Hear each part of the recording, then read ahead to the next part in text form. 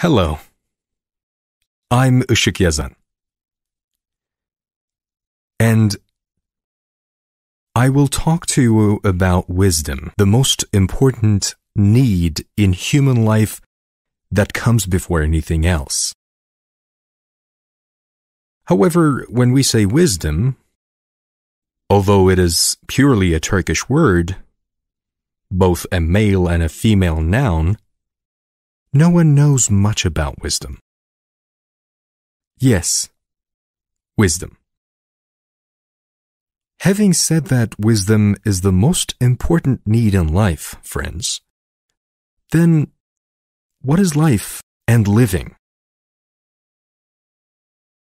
Let's start from there. What do you think living is?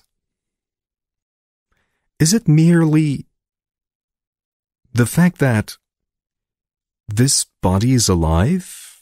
Otherwise, living is adrift in longings, in troubles, and worries.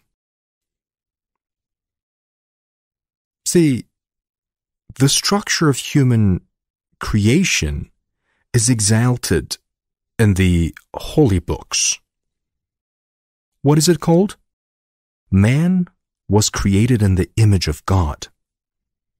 It is said that God blew his soul into him. Let's come to science.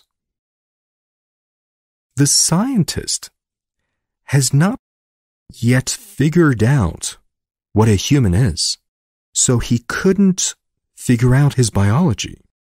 If he could solve his biology, he will fail to solve his psychology. If we solve it, then what is vitality? He will never be able to solve it. So, where is it? Isn't this amazing person in this universe? We would not understand the infinity of this universe. What is infinity? The galaxies, quasars, black holes, and the speed of light in the universe have not been solved by science yet. So, what is the state of this magnificent person within the magnificent universe? He's crawling, friends, isn't he? He is unhappy, and above all, hopeless. Look, the famous German philosopher Schopenhauer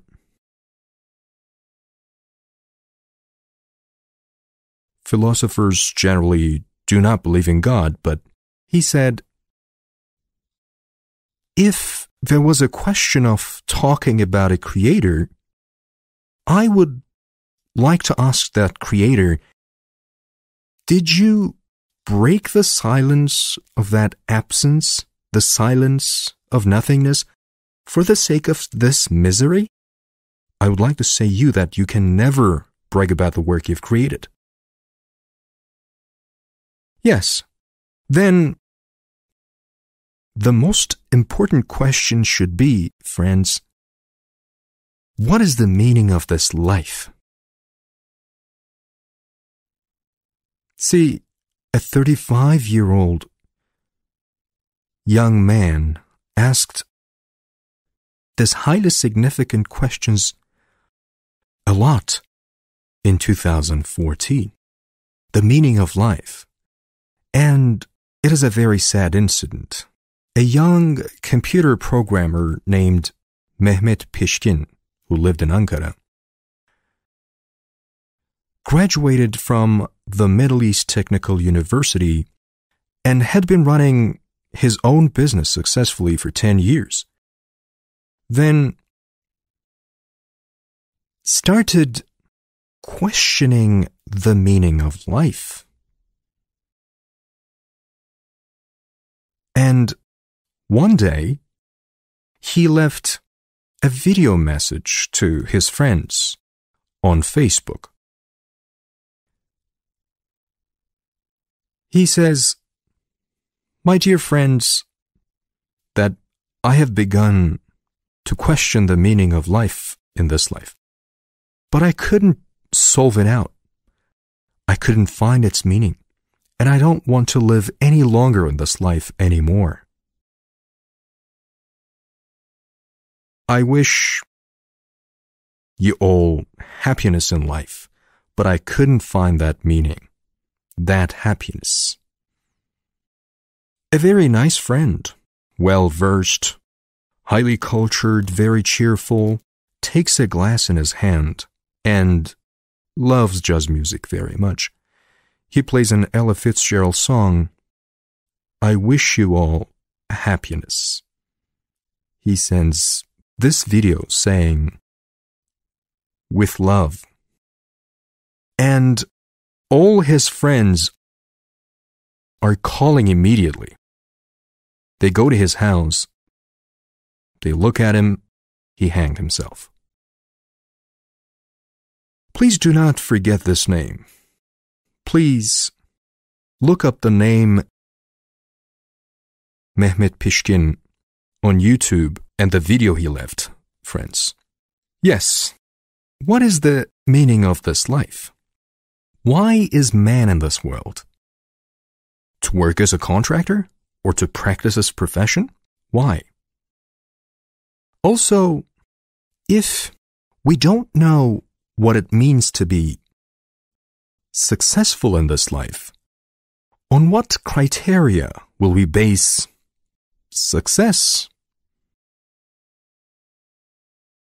Now, open the internet, search for the most successful people in the world in Turkish or English. You usually come across people who have earned the highest amount of money.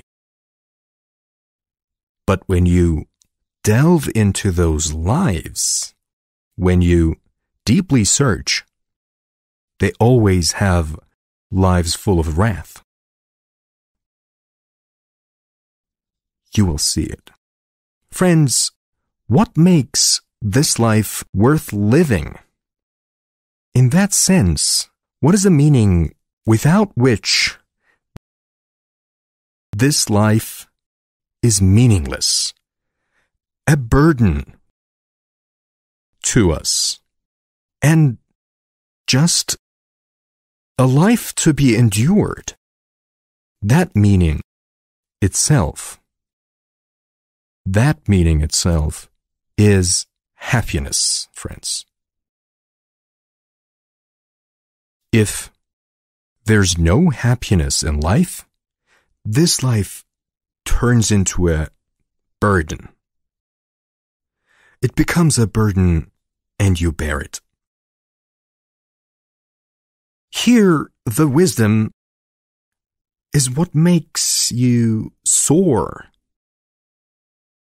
from happiness with no apparent change in your life, and the awareness that makes it possible. It is the realization of experiencing of higher truths. It is just being equipped for achieving awareness, wisdom, and arbitrary bliss. It is a truth that is being, it is a truth that you are aware of and you experience. Wisdom and arbitrary bliss, felt, experienced, and never lost again,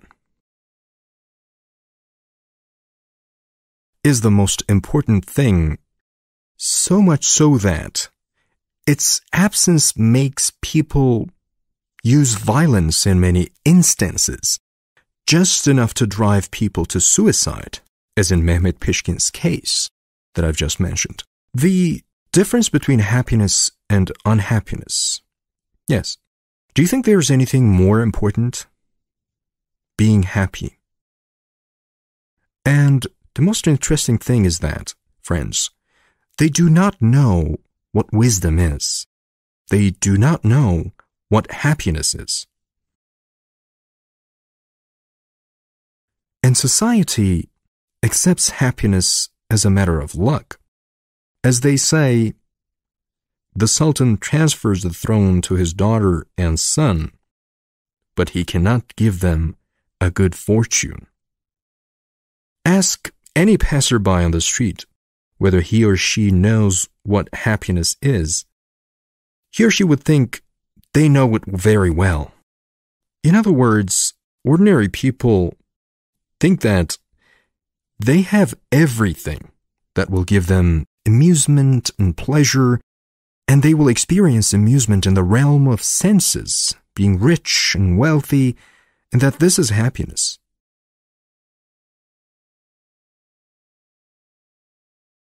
But, friends, people's pursuit of happiness is always a search for emotion. Beware, experiencing an emotion, an excitement, a joy. But happiness is not a feeling of rejoicing. Just a moment ago, I mentioned about the happiness that is not lost and that is arbitrary, about what wisdom brings. Now, no matter what you want most in life, whatever happens, when you get that thing, after a while, you get used to it, right? You get used to it. Then you get bored.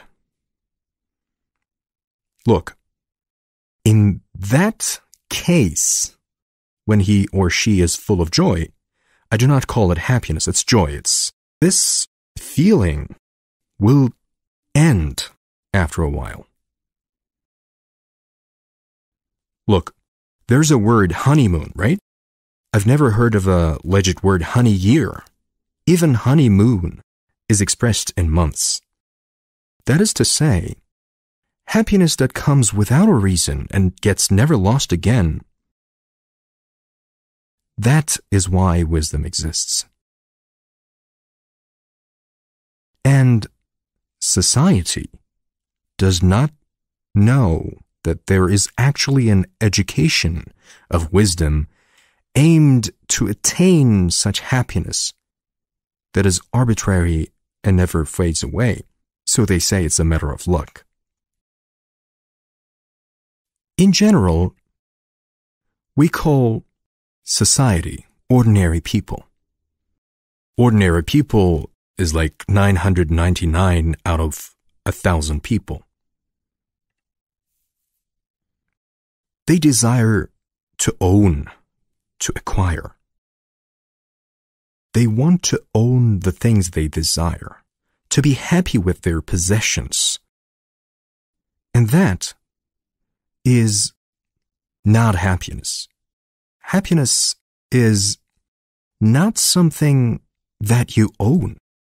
It's something that you realize. Do you have an ever-increasing and arbitrary happiness in you after such a realization? Yes. That's called wisdom. And that thing exists for thousands of years. Friends, people are generally unhappy. Being human means being unhappy. Human beings are obliged to be unhappy by nature. On the other hand, that unhappiness is their driving force, because a person cannot stay in a constant state of unhappiness. That unhappiness stings, it irritates them, it scratches. And this driving force of unhappiness is what will make people look for and find that arbitrary happiness. As we said, people are generally unhappy. Now, there is a very important psychologist, an academician, Abraham Maslow. Abraham Maslow is not like other ordinary psychologists or psychiatrists.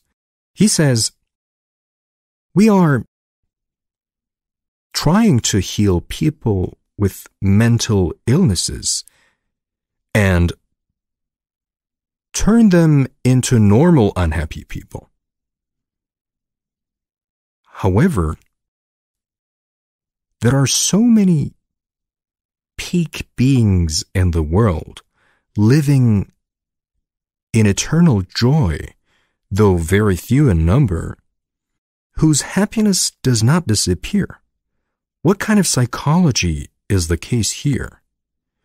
Abraham Maslow has a book, Peak Experiences, translated into Turkish as well. So friends, if these peak beings didn't exist, we have a lot of them in the Anatolia region as well. If those peak beings didn't exist, we would consider this jostling humanity as human. But after we know those peak beings and see their heights like those high mountain peaks, you see that even the people you highly regard are small mounts, right? Yes. What did we say? No matter what a person achieves, after a while, he or she gets used to it, then gets bored, and then he or she gets bored, and a new excitement, a new desire ensues. Why? Because of the need for happiness. So he or she needs for happiness to bring something that will make his or her life enjoyable again. Because people get bored, but animal does not get tired. Look, a sheep eats the same grass every day with the same appetite, so you wouldn't find a gourmet sheep. Likewise, carnivores cannot really get enough of that bloody meat every day with the same appetite. Without asking for a piece of meat marinated and enriched with spices, but people get bored. How does people get bored and they seek? How do they seek?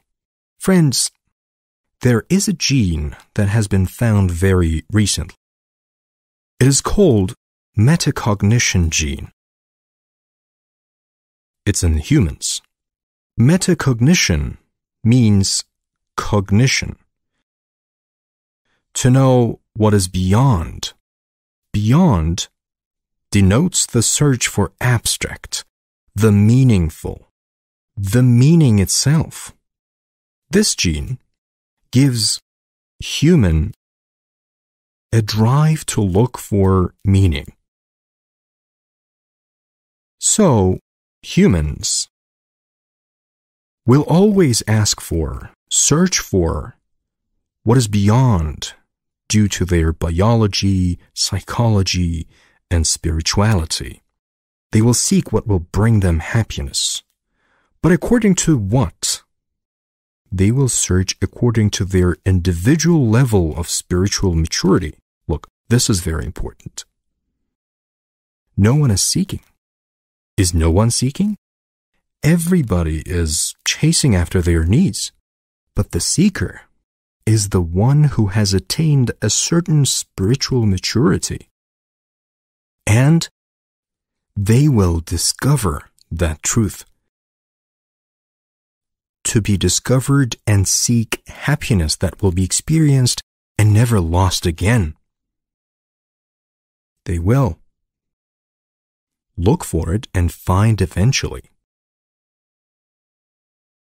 Friends, man is a believing creature. Society has equipped him with beliefs.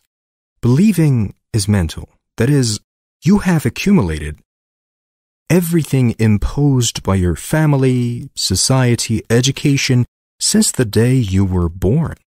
Believing is a mental accumulation, and even though it is shown as an important value in society, belief is not so valuable. And it can be destroyed quickly. Now, why did I tell you this?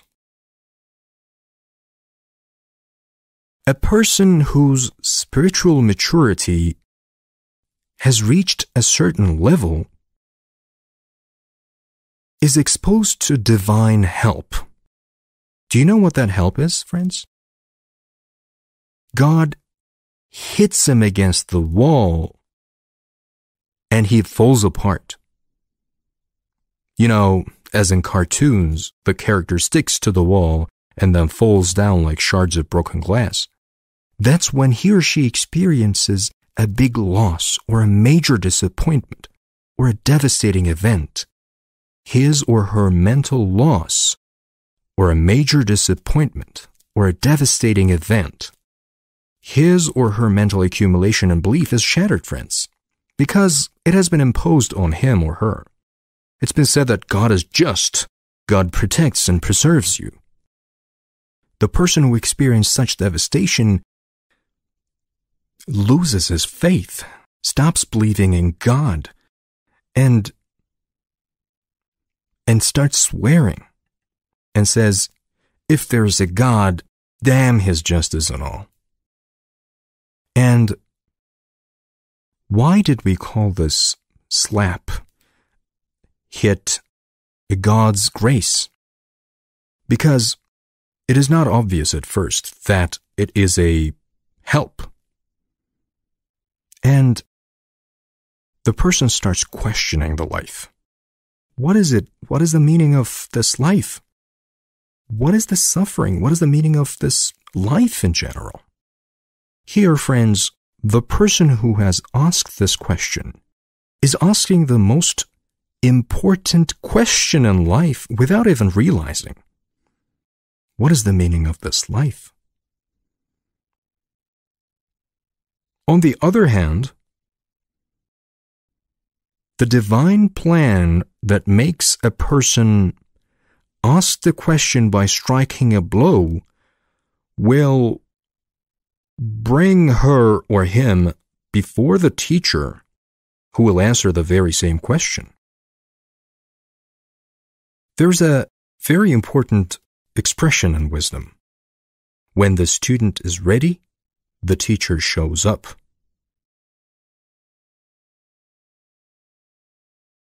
And when you, the student, find the education to the person who will answer the question, you go and ask a lot of questions first. You seek learning mentally. But the path of wisdom is not the way to find answers to your questions. It starts that way, but it is an awareness, a state of peace, which is nourished and experienced. That's why we said that when the student is ready, the teacher will show up. We named him or her as the teacher, but essentially, the qualification of the wisdom teacher is not teaching. That's why he is called a murshid. And it is said, especially today, the teacher is the one who transfers the known to you, what he knows in his mind to your mind, by which means language. Language is suitable for the known. However, it is said that there's no master without a guide. Today, there may not be a need for a teacher. You can inform yourself with the correspondent method from the information sources spreading from everywhere on the internet. But it is said that wisdom, that happiness, with no apparent reasons, cannot be acquired without a guide. Because the guide is not someone who knows, but lives. So, let's say I'm flying from happiness. How can I convey my happiness to you? How will I make you fly with happiness? This is a mentor-disciple togetherness. And the way the mentor makes the disciple realize those higher truths intuitively, feel, and live them. For this, it is not a job to be done through the answers to the questions in a language. Because if you ask me 1,000 perfect questions and I give you 1,000 perfect answers, where will we be? We will be still confined in the mind. You cannot be happy with what you know mentally. Happiness is not a matter of mental knowing. Look, erudition is not a matter of knowing. In addition, one cannot be wise with intellectual knowledge through acquisition of knowledge. One cannot be wise by reading a book and reading a spiritual book. There is an education in wisdom, of course, but this is a very different education. And this education, this wisdom, teaching, this different education, master and disciple education, changes you gradually, changes you, and eventually transforms you. Transformation is to begin to experience that wonderful happiness which is irreversible, that cannot be lost. And the symbol of this transformation, this wisdom, is caterpillar, friends. You must have heard. The transformation, the change, we call it metamorphosis. You know, caterpillar is subject to gravity while walking on tree branches like this. Sometimes when the wind blows, it may hoop and fall to the ground. But when it reaches a certain stage of growth, that tiny maggot becomes the size of my finger, then spins a cocoon for itself, and undergoes a transformation inside its cocoon. After coming out of the cocoon, it's a completely different language. It is no longer subject to gravity. It does not fall. It flies away. There is nothing left of that caterpillar and the butterfly. Therefore, when a person transforms, that person has passed from the old consciousness of humanity to a different consciousness of wisdom.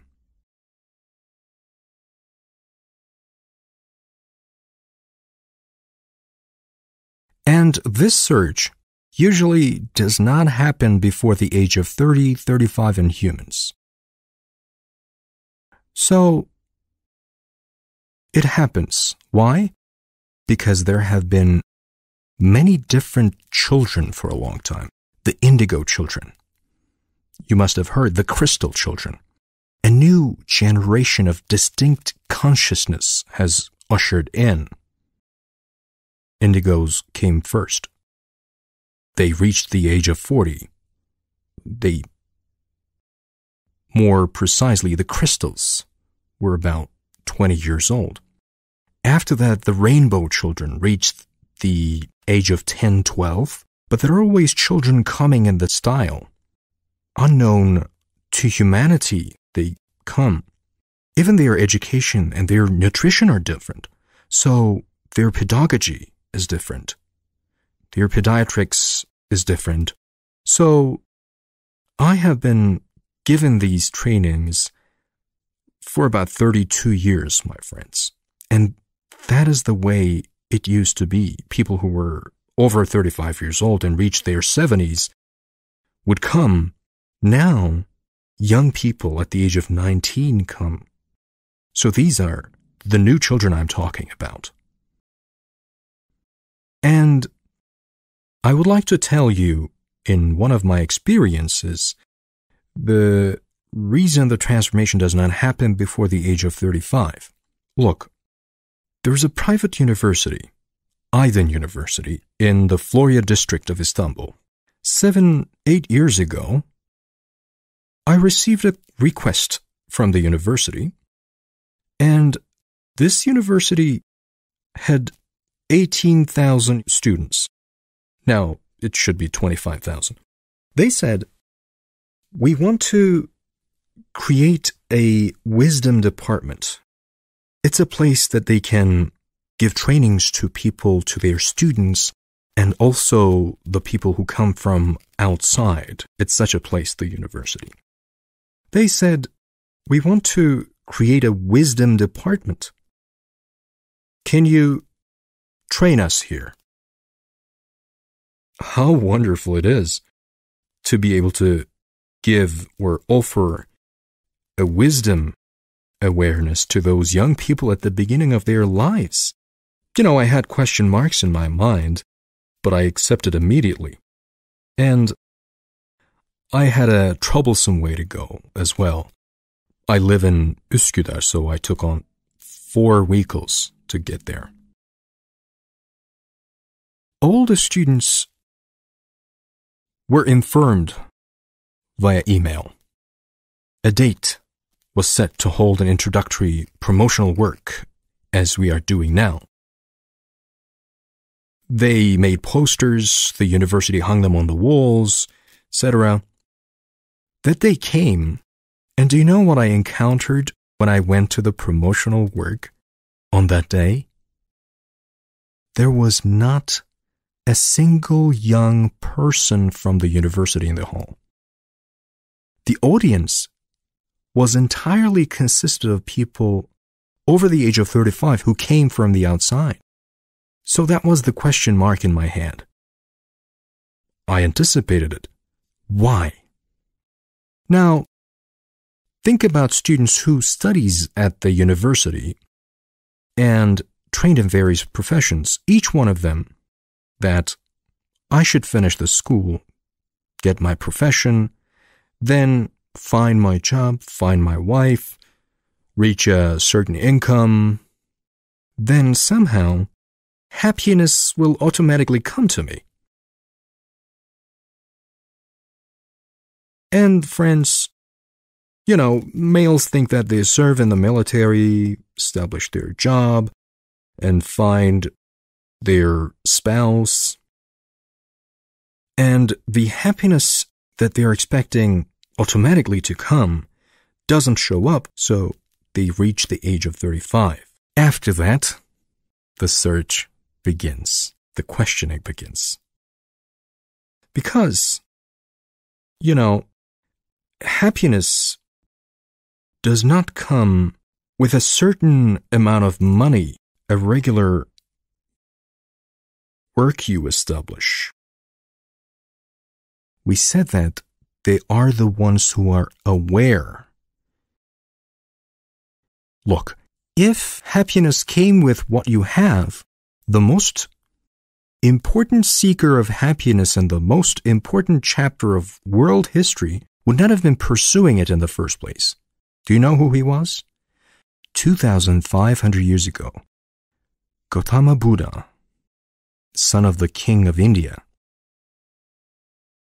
29 years old, had such a high standard in the palace that the possibilities were extremely wide. He had 3 palaces, including a winter palace, a summer palace, and a palace to reside during the Indian monsoon. That's a different place. In his harem, he had the most beautiful girls of the land. And this young boy escaped from the palace one night to seek happiness, being afraid that his father would ever allow. And 6 years after the age of 29, at the age of 35, he reached that phenomenon called enlightenment and went through that transformation. So, it's not a matter of possession. It does not come from possibilities. It is not something that comes through learning, a mental acquisition of knowledge. There is no, it's not. There is no mental happiness, guys. See, Sigmund Freud, an expert of the mind who worked on thousands of people in a 40-year period, said that at the point he reached after 40 years, the human mind cannot be happy. No matter what the mind learns and knows,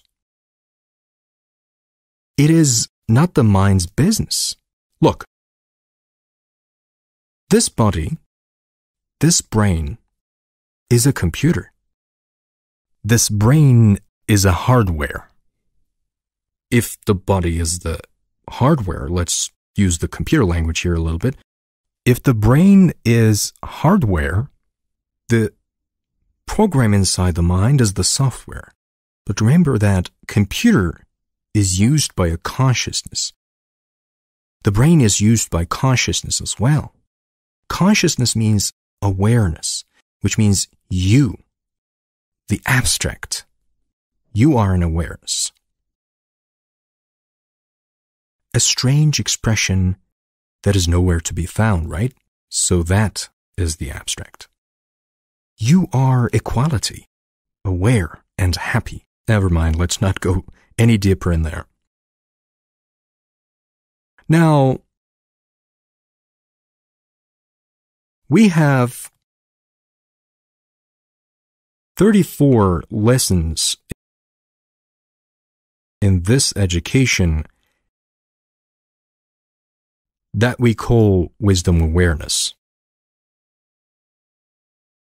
Friends, this is not an acquisition of spiritual knowledge. Today, for the last 50 years, there have been centers, books of spiritual knowledge increase in the world. Now, you can collect spiritual information under 300 titles. You can collect them under 500 topics. The number of informative titles and topics that can be laid before you as the spiritual information. But we are talking about 34 pieces of information. Here are 34 pieces of information, non-spiritual information. These are the key information that opens the awareness of wisdom. In other words, unless that key information is included in those 500 titles or topics, nothing makes any difference. However, knowing, learning, reading, and all that actually is about.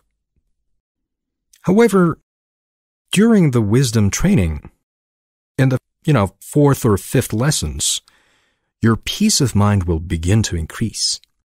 As you go on, external events will no longer affect you, and you will begin to change. And after these 34 studies, we have another 34 studies that I call mastery. But the wisdom study is the basis of mastery. And within these 34 studies, friends, we learn many things. We will be considered unsuccessful. You will not learn many things. Even after a work is finished, that work will cause many awakenings in you. But if they ask you the next day, what did you do? You will not be able to express what you did.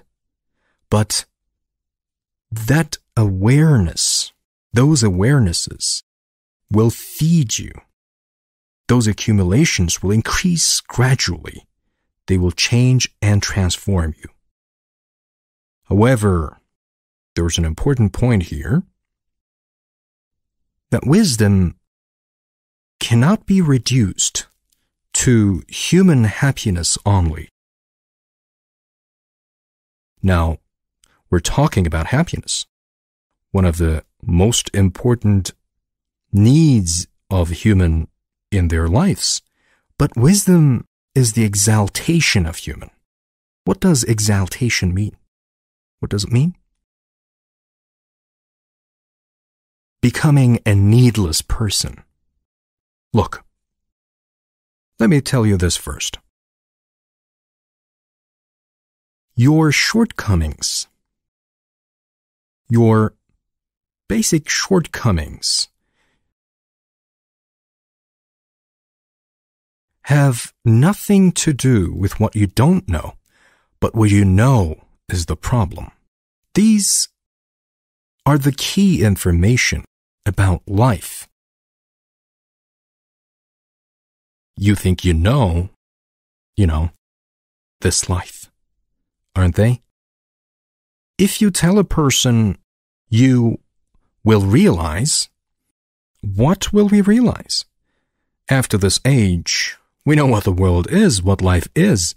What will we realize now? Now, people never know those high truths, friends. Let me give you a few examples. So, we can't really go in very deep in this introduction video. Even those people who have been chasing spiritual information for years, where does the wisdom begin? It begins by discovering the destiny secret. What does that mean? Does a person have a destiny, an unchangeable destiny? Now, destiny is such a secret information that, throughout history, people have been divided into two groups. The first group believes in destiny, and the second questions it. Says, don't be ridiculous, and can't I do whatever I want? Don't you believe in God's word? Don't be ridiculous, can't I do whatever I want? Now, these two groups have clashed with each other whether there is destiny or not. However, wisdom begins when you become aware of the secret that the mind cannot solve if it exists or not. But where does this information exist? In which book can it be found? Which servant of God can tell you about it? Now, after this awareness of destiny, a peace called surrender begins, and there comes peace. Another key piece of information is on supreme laws, on which we have a lesson. What are these supreme laws like? Look, friends, what are the simplest divine laws? They are the laws of physics, aren't they? For example, these glasses, if I throw them on the ground, will they fall? Will they fall if I let them go? If I give them to you, you throw them, will they fall? Yes. So, if somebody in Switzerland or Italy, they let it go, will they fall? Yes. So, regardless of the place or person, it is true, it is valid for everyone. But constantly rising, constantly becoming abstract, such laws exist that when you become aware of these, that law starts working for you. It's not for the person who is unaware. So, the thing that puts the law into effect is the awareness. So what happens then?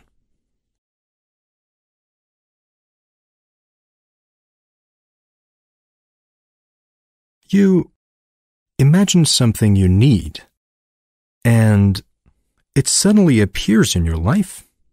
What does it mean? You need something, and that thing comes to you without any effort. Is there such a ridiculous thing?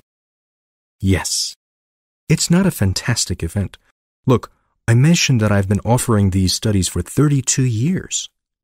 We have a lesson called manifestation under these wisdom lessons, covering more than mastery, in fact, much beyond. Our friends who have the manifestation training experience a couple of manifestations on a daily basis. So, it's not so fantastic. But, what do you say? The other person. Look at this person. He's so fortunate, he's so lucky. We are struggling, trying hard to provide for our needs in life, whereas this person just sits there and everything happens. But you are not aware of the difference of awareness between the two cases. The most important thing is awareness. It's the consciousness. A person who reaches a certain height in awareness is an exalted person. He's a god in his own right. Be, and it happens. Yes, that is mastery. Now, apart from all these expressions of happiness, transformation, and exaltation, the need to know about the importance of wisdom during the time we currently experience, about these troubled times. Friends, wisdom is a type of knowledge and accumulation of awareness which has been spatially granted to those who have already reached a certain level of spiritual maturity and started a search for thousands of years. However, there's a separate type of knowledge about today that is not embodied by this accumulation of awareness, this content of wisdom. I covered in the 18th study of our 34 studies. It's 3 hours from beginning to end.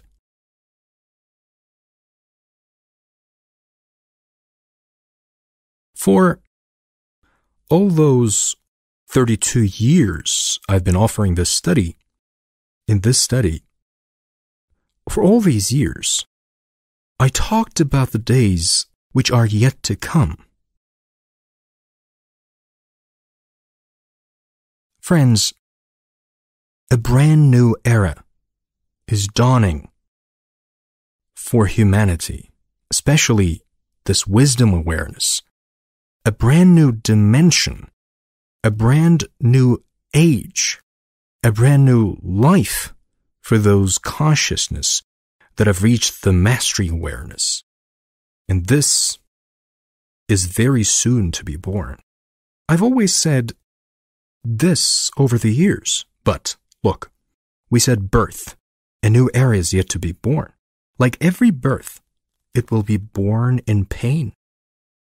In other words, humanity will go through a very tough period.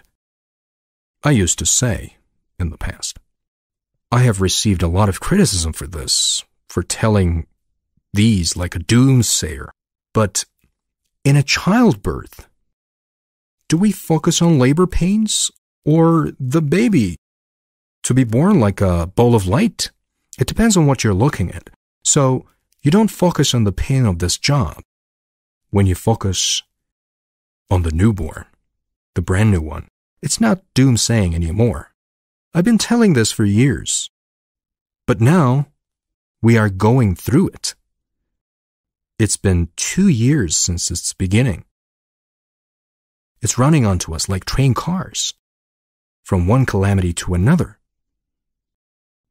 But there's a need for a certain awareness that will enable us to be spectators only without being affected by them at all, and an awareness thanks to which we can watch what is going on without losing our peace of mind, the happiness and serenity. Because chaos is basically not knowing what's going on. But if you know what's going on, you know that a child is about to be born from these pains. And if your level of awareness and the superhuman state, the exalted state, does not bring you closer to the stress, just like a manifestation that I've mentioned, then it means you are the unborn child. Now, saying the events that are rolling onto us, when were they first mentioned? They were described in the holy books thousands of years ago. They were also reported drawing on form spiritual knowledge. Nowadays, they are stated in scientific terms. In our 18th lesson I explained, we explain them based on the oldest religious sources, spiritual knowledge, and especially in scientific terms.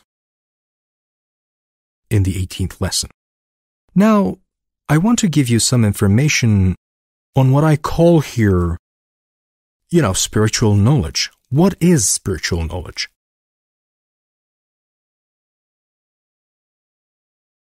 What is message information? Friends, previously there were 3 sources of information that people investigated. The oldest one was religious knowledge, holy books and religious knowledge.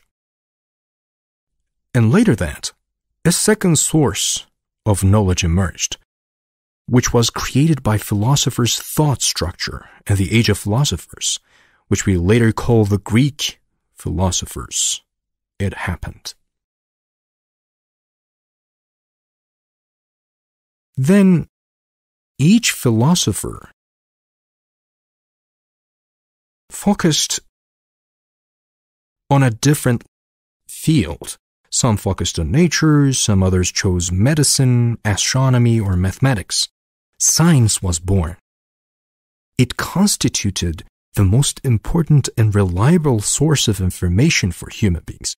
So what was the oldest source of information?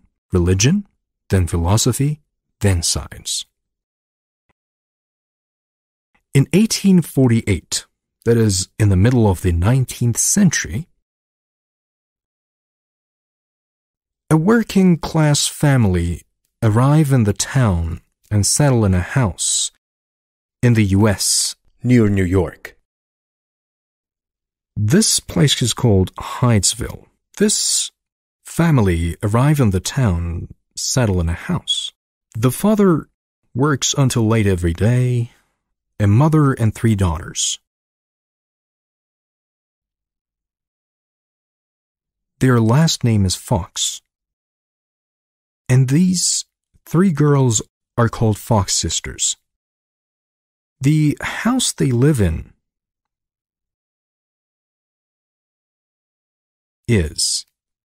there's an expression in Turkish, spook.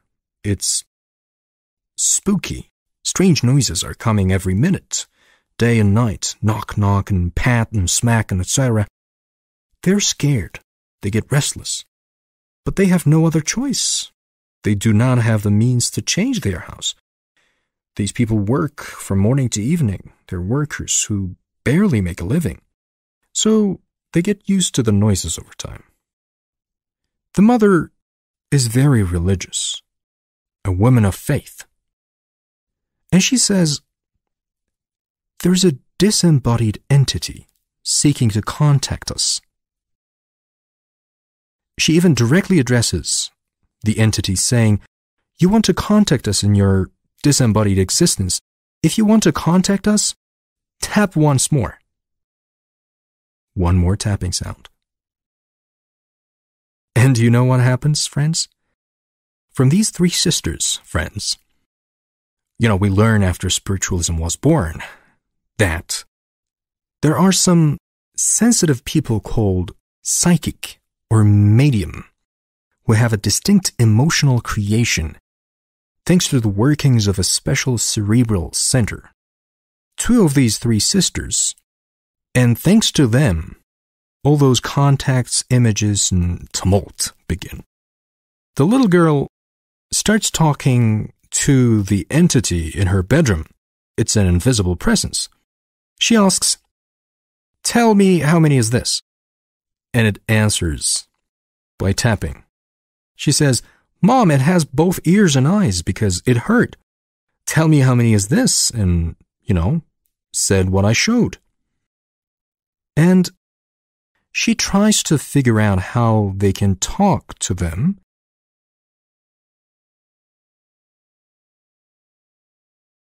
So they start in such a primitive way as tap for once for the letter A, tap twice for B, and of course, she doesn't know what to do when they reach Z.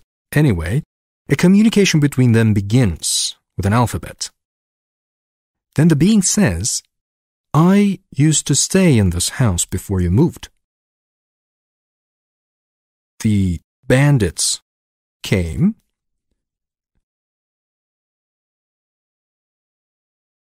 and they killed me for my money. They took my money and they buried me in the south corner of the basement.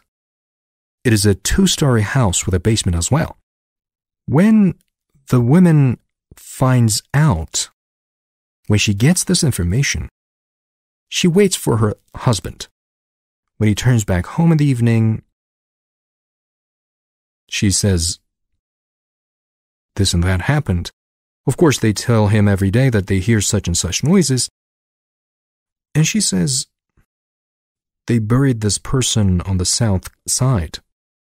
He digs and, indeed, bones come out, skeletons come out.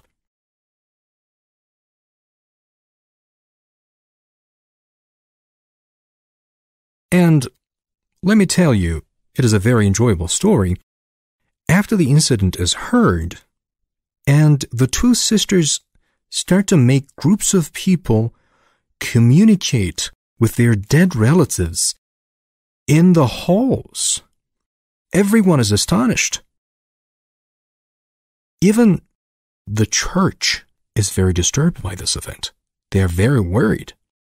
There are more people who fill the halls than those who frequent the church. Friends, it is a spiritual messaging event. Those messages form humanity's fourth source of knowledge, spiritual information. And it does not remain limited to similar events in America, of course, but spreads to England and from there to France.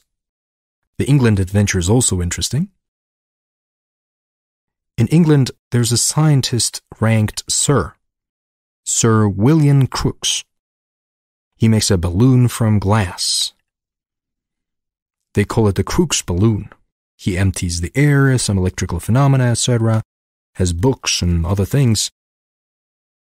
He challenges, "Okay, let them come here and I will build an apparatus and see if that psychic can set them right." He makes the apparatus and it writes. The man is shocked. He says, "Probably you've made a mistake." He improves the apparatus and it still writes. And then he gives up. And this Sir William Crookes is a scientist who has greatly contributed to spiritualism. From there to France, Allan Kardec, a French researcher, almost creates the constitution of spiritual realm. See, the word reincarnation is derived from carnation être in French, meaning entering the flesh. Repeat, reincarnation is French. Whereas in our works you will see that the consciousness of human existence does not enter into this body. But at first, it is expressed as reincarnation, incarnation, entering the body again. But now, it's not. Now, this science, this source of information, emerges as the fourth source of knowledge.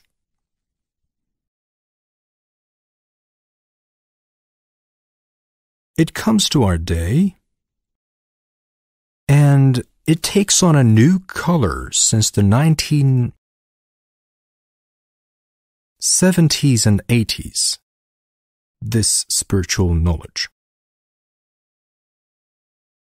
And it starts saying, in the future, after 2000,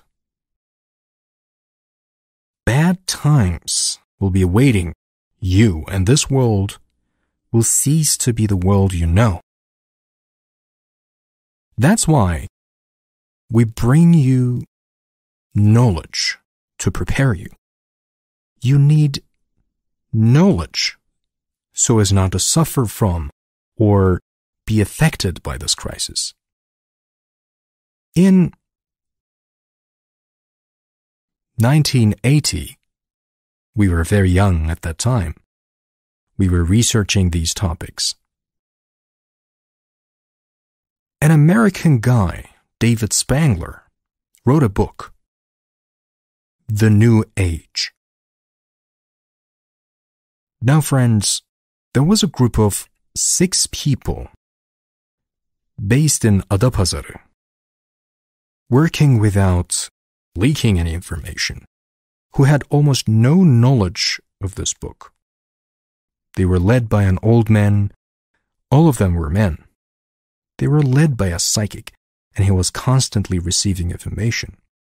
In 1980, they decided to open up and started to convey the information they received.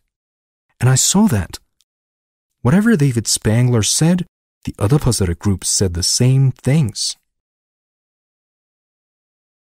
The parallel was not limited to those two. Then spiritual books started to emerge. Now, in summary, they argued that after the turn of 2000, in early part of the 21st century, humanity would experience a transition. This transition would be very difficult and very bad. When you approach those times, when you approach that bad transition period, the time energy would accelerate. And now, as we were young, we asked ourselves, what does it mean the time energy would accelerate? Now I'm talking about 1980.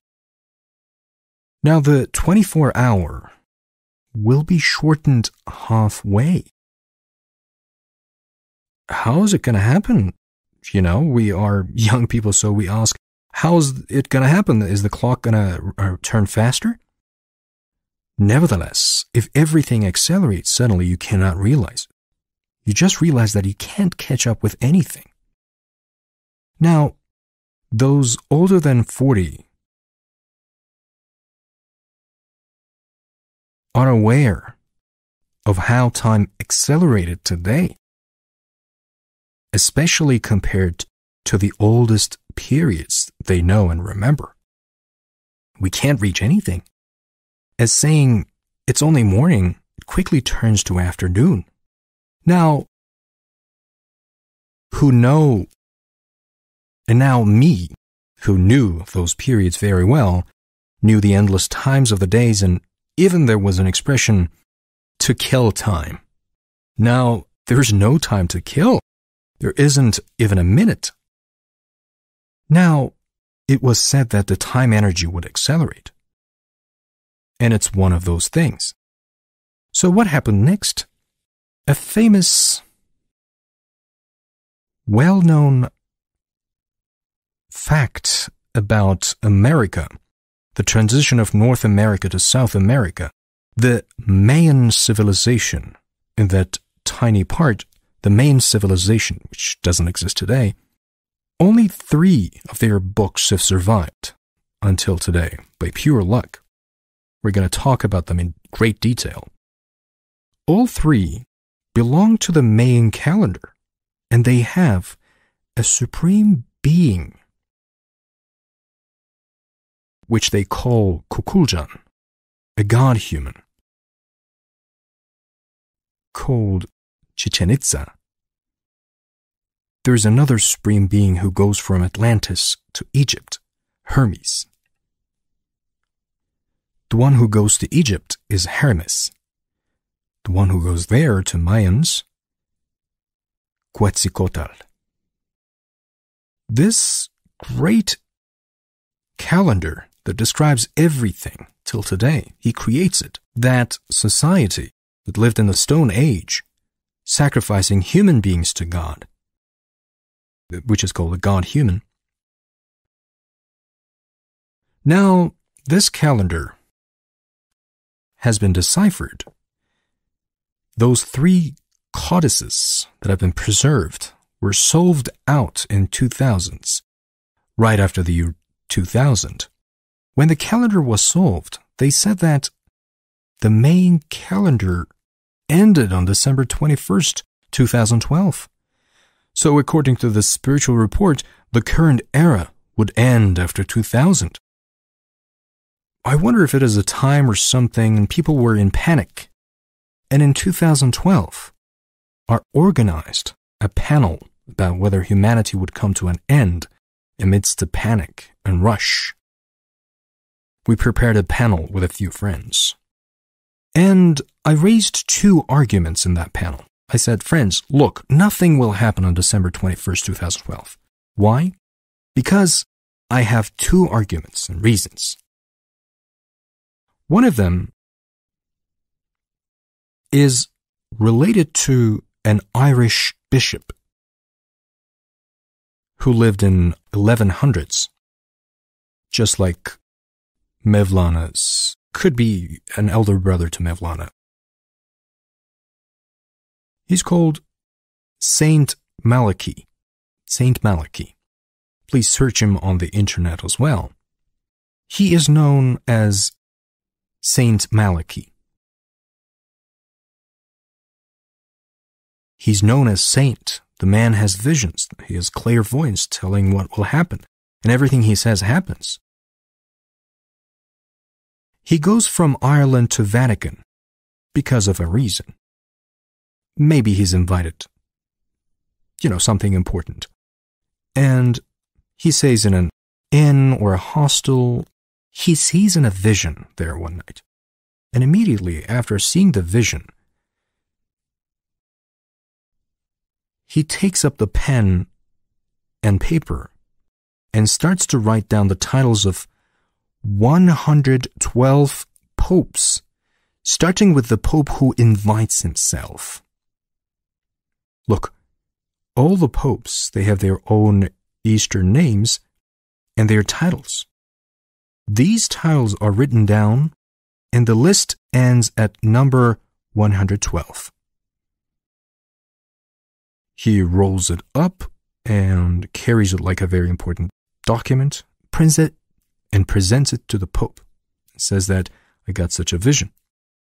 And of course, Vatican takes it and stores it in the archives, in the Vatican archives, without sharing anything with the public. And it turns up in the 1500s, the 16th century, for the first time. And it starts to be mentioned everywhere. A new era is coming, particularly in this last period. It has been well discussed by a journalist most recently.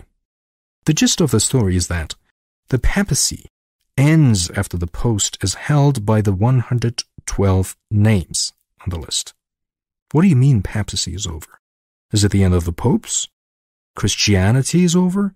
Or is it the end of the world? An understanding revolving around the number 112 became rampant to the extent that people started calling the Pope the Doomsday Pope, because it would end there. My friends, in that panel I said, nothing's gonna happen. Pope 111 is sitting there, 112 is not passed, so nothing's going to happen. And my second argument was based on the works of Dr. Bedri Ruhselman, who made significant contributions to Turkish spiritualism. You know, his medical education as spiritualism was spreading from England to France. Following his enthusiasm, he went to Meisterschule, or Virtuoso School, in Prague, the capital city of Czechoslovakia at the time. While he was studying violin there, he learned it from its main source in Europe, and he developed a keen interest. And after returning from Prague and completing his medical education, he became Turkey's doyen spiritual teacher. In 1946, he presented a spiritual knowledge for the first time with his 3-volume book, Spirit and the Universe. And he presented a knowledge for the first time in the spiritual universe. I don't want to go any deeper into the book. And I said, in Bedri Ruhselman's book, he wrote 5 books in his lifetime. First of all, after the 3-volume Spirit and the Universe, after these 5 books, a special kind of knowledge began to flow to Bedri Ruhselman in the last years of his life, in 1958. And he was astonished despite all his years of mastery. It was committed to writing between 1958 and 59. In 8 months, and while we thought it would be published, he said, no, it will not be published now, but in the future, at a time when humanity will need such kind of information even more. The work was entrusted to a notary public with the names of 3 authorized people. One of them was a young psychic working for him. The other included a 19-year-old who typed the work, and one more person, 2 young people, and an old person.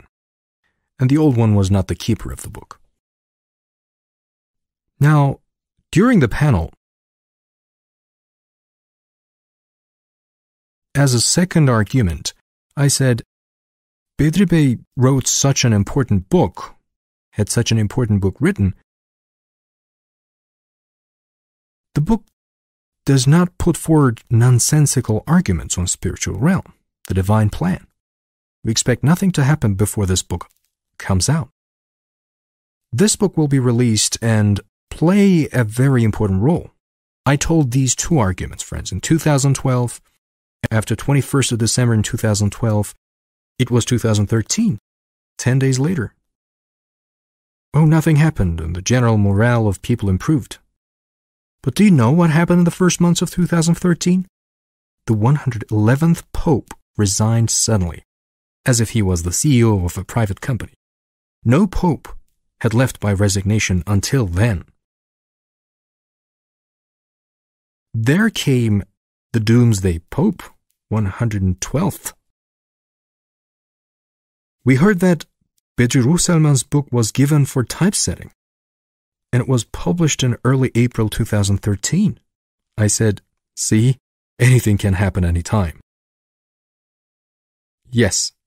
Now, I want to share with you these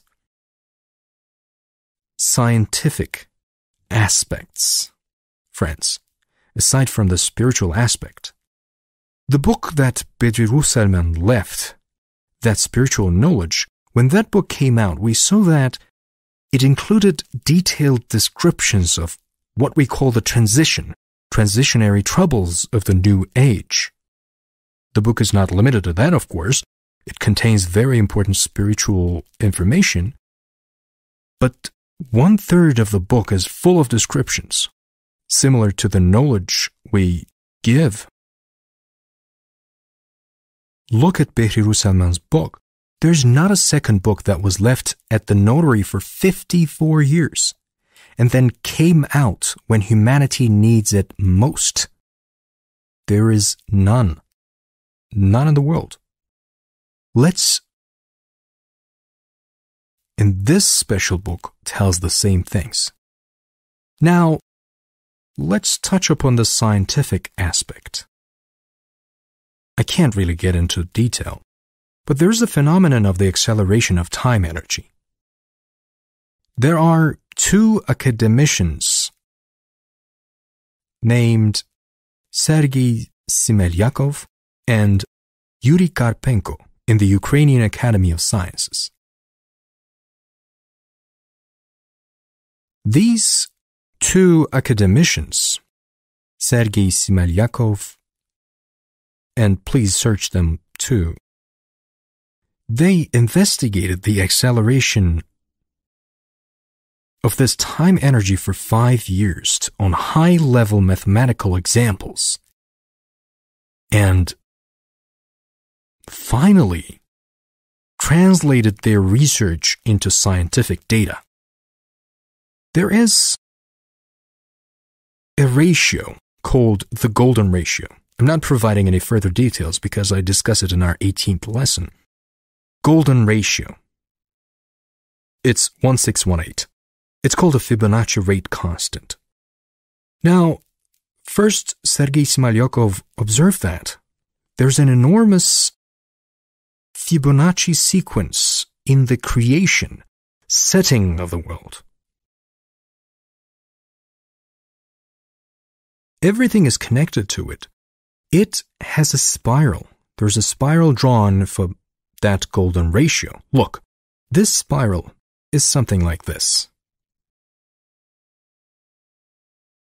What Smelyakov found is that time energy that is accelerating overwhelms humanity.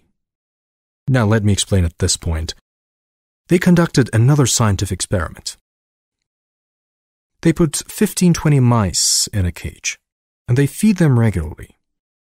And they narrow the cage by 1 centimeter every day. Friends, 1 centimeter and 1 more centimeter, and animals lead their normal lives. They eat their food, but when this shrinkage reaches a certain limit, the animals begin to tear each other apart. Stress arises.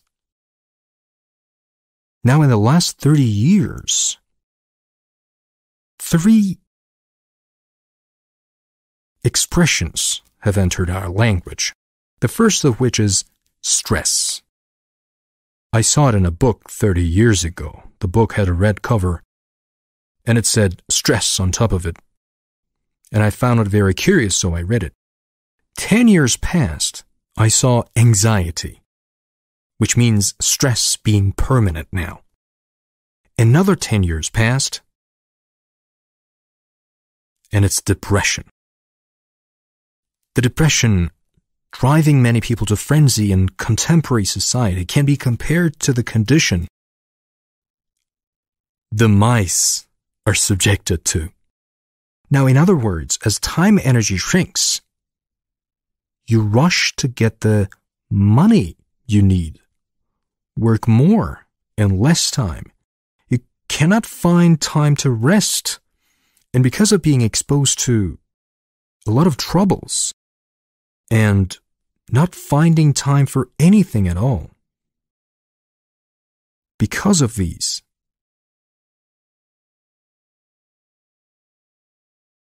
as Smelyakov has concluded after his long and extensive research, time energy here shrinks as this Fibonacci spiral. See how it shrinks. And we have come here, friends. We are here.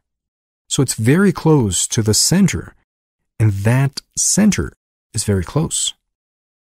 Look, Smelyakov Karpenko found it in the 2000s.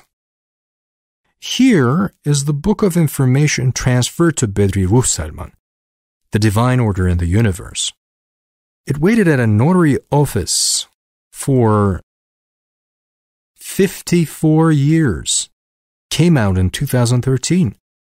And added to the list until today, it was given to Bedri Salman a long time ago. I drew some things here. The book is available in English. Let me show you here. It's going to be more clear. Look, friends. Do you see this official time curve? Time curve. This time curve gradually narrowing towards the center. It's a piece of information given in a spiritual way. And here is something that is found as a result of high mathematics, which tells us about the shrinkage of time energy, Fibonacci spiral. Now, what is going to happen when you get to the center? You're getting closer to the center fast.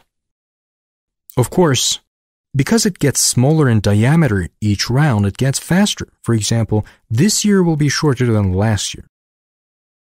And when it reaches the center, as it is told in the book of Bedri Salman too, time and matter will collapse, and energies will cause a great leap in consciousness. That's why, in whom? Now think about a glass. If it's full to the top, one drop will make it splash. So this last drop, the impulse of that last splash, will only happen if the glass is full. We need to be ready. There's a need for preparation.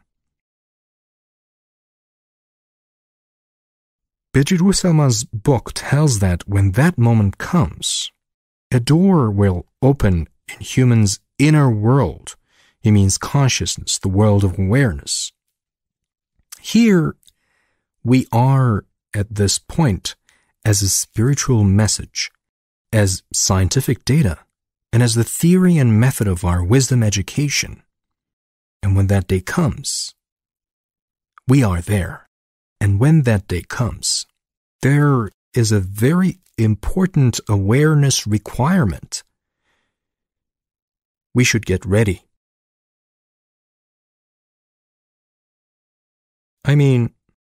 So wisdom education has this very important awareness necessity when we come to the last days of this time acceleration situation.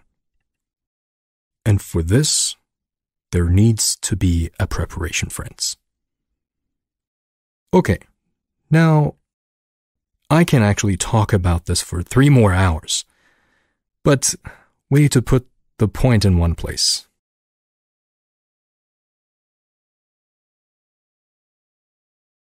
And I would like to give you an example. Friends, in consideration of today's scientific and technological development, one can find a very extraordinary device, a tool, on the market any moment, right? A new device can come out and, it makes an extraordinary contribution to your life. You'll be amazed. However, at this point, people are so hopeless about the possibility that a device will suddenly appear and transform them in terms of moral happiness and blow them away.